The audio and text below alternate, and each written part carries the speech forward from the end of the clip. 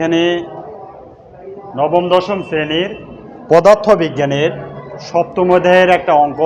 এখানে চিত্র একটা দেওয়া আছে, এই এস আর এখানে হচ্ছে আর এখানে এই যে খাস খাঁচার চিহ্ন দ্বারা বোঝানো হয়েছে এটা একটা প্রতিফলক বা বাধা। তো এইখানে এস থেকে পি এর দূরত্ব দেওয়া আছে এখানে 18 মিটার। পি থেকে আর এর দূরত্ব কি দেওয়া নেই, আছে দেওয়া নেই।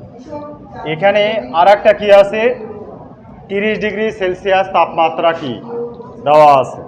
তো এখন বলছে এস ও আর এর মধ্যবর্তী দূরত্ব কত। তার মানে এখান থেকে ঠিক এখানে দূরত্ব বলতেছে, কিন্তু এখান থেকে এখানে আসেই, এখান থেকে এখানে নেয়। এ কারণে এখান থেকে এখানে কি পুরোটাই বের করে নিতে হবে। আর কি বলছে, পি অবস্থান থেকে এই যে এখানে অবস্থান, এই প্রতিধ্বনি শোনা যাবে কিনা এটা গাণিতিক ব্যাখ্যা চাইছে।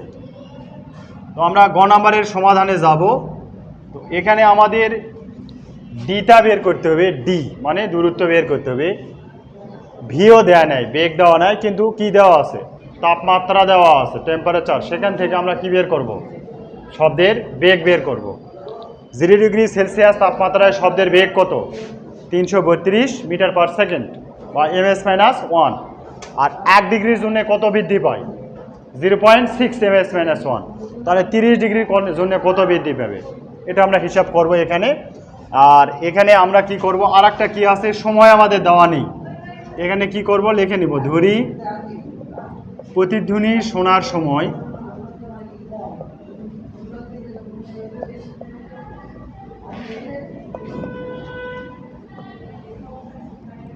(0.2 সেকেন্ড। এটা আমরা কি করব, আমরা ধরে নিলাম এই অঙ্কে, যেহেতু দেওয়া নেই।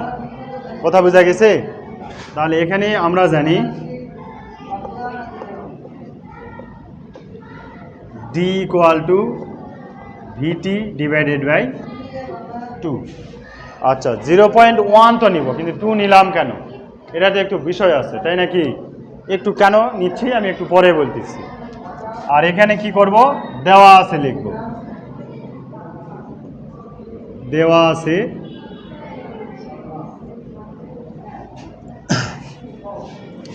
বেগ। বেগ আমরা ভি সমান কি লিখব, 332 প্লাস 0.6 গুণ কত, 30। তাহলে এটা কি, তো এটা 0 ডিগ্রি সেলসিয়াস তাপমাত্রায়, 0 ডিগ্রি সেলসিয়াস তাপমাত্রায় শব্দের বেগ। তার সাথে 1 ডিগ্রির জন্য কত বৃদ্ধি পায়, 0.6।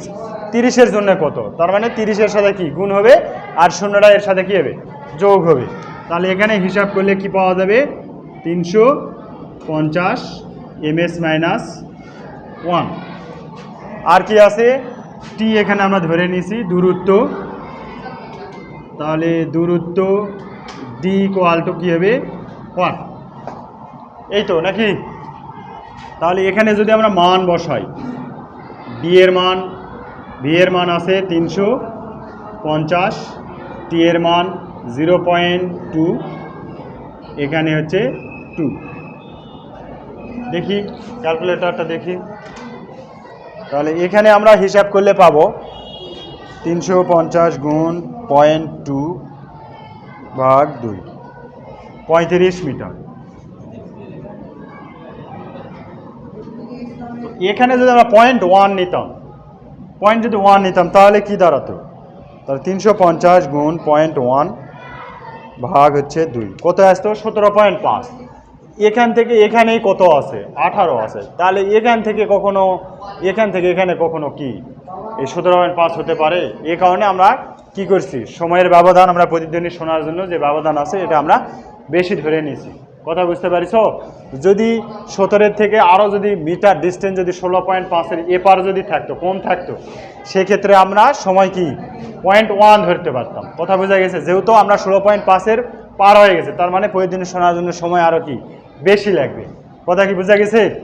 তাহলে এটা হচ্ছে কি, এস থেকে কি করব, আর এর দূরত্ব, অতএব এস ও আর এর দূরত্ব কত আছে, 35 মিটার।